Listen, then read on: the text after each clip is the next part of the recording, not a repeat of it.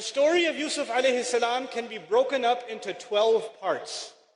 If you know the story, you can easily, as it is in Surah Yusuf, you can break it up into 12 parts. I'll tell you why I'm telling you this. When I was in college, before I was even interested in Islam, I took a course called World Literature. And in that course, we studied some parts of Plato's Republic, Aristotle. We even studied actually the Communist Manifesto. We read some things from the Confucius. We read some things from the Bible. We read something from the Quran. And at the time, I didn't know any Arabic. When we took this course, one of our homework assignments was to compare the story of Joseph in the Bible to the story of Yusuf alayhi salam in the Quran. That was a homework assignment. And the only thing I had was the translation. Now I'll tell you what happened at the end of that homework assignment later, but let's go back to this. How many parts did I say the story has? What surah number is it? Anyone know? 12. Surah number 12 has 12 parts. Interestingly. Anyway, here's the first part. Yusuf alayhi salam sees a dream. The second part, his brothers make a plan against him. The third part, and by the way, the plan succeeds and he's taken away from his family. You know what happens.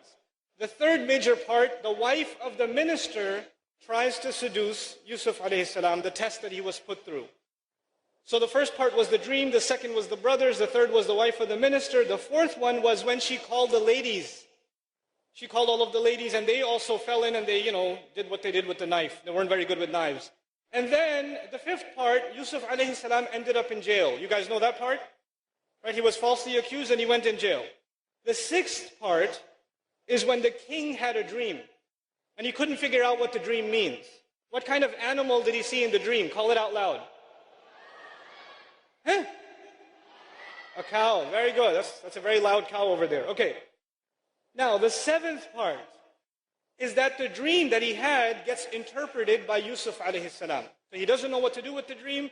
They send for Yusuf alayhi salam. He interprets the dream. The eighth part is Yusuf alayhi salam is released from prison. He gets out of prison. The ninth part is the women, remember those ladies with the knives?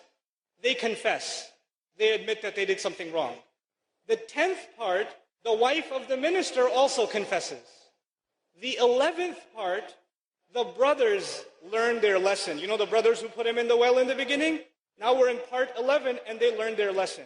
Final part, part 12, the dream of Yusuf alayhi salam gets interpreted. Finally, he knows what the ta'wil of the ru'ya was. The interpretation of the dream was. Okay, how many parts did I say again? 12. Now listen carefully. Part 1, he sees a dream. Part 12, the dream gets interpreted. Part 2, the brothers make a scheme against him. Part 11, backwards, the brothers learn their lesson and they ask for forgiveness. Part 3, the wife of the minister tries to scheme against Yusuf. Part 10, going backwards, the wife confesses that she was wrong. Part 4, the ladies tried to seduce or say something about Yusuf alayhi salam. Part 9, the ladies confess. Part 5, Yusuf alayhi salam goes to jail. Going backwards, part 8, Yusuf alayhi salam is released from prison. Part 6, the king sees a dream. Part 7, the king's dream is interpreted. This is not a book. It was a speech. There was no editing. There was no, here are the 12 parts. Let's put part 1 and part 12, part 2 and part 11, part 3 and part 10. It wasn't like that. It was given as a surah. The Rasul ﷺ recited it. And just in that recitation, it has this perfect symmetry. Subhanallah, ma a'jaba hadha al-kalam.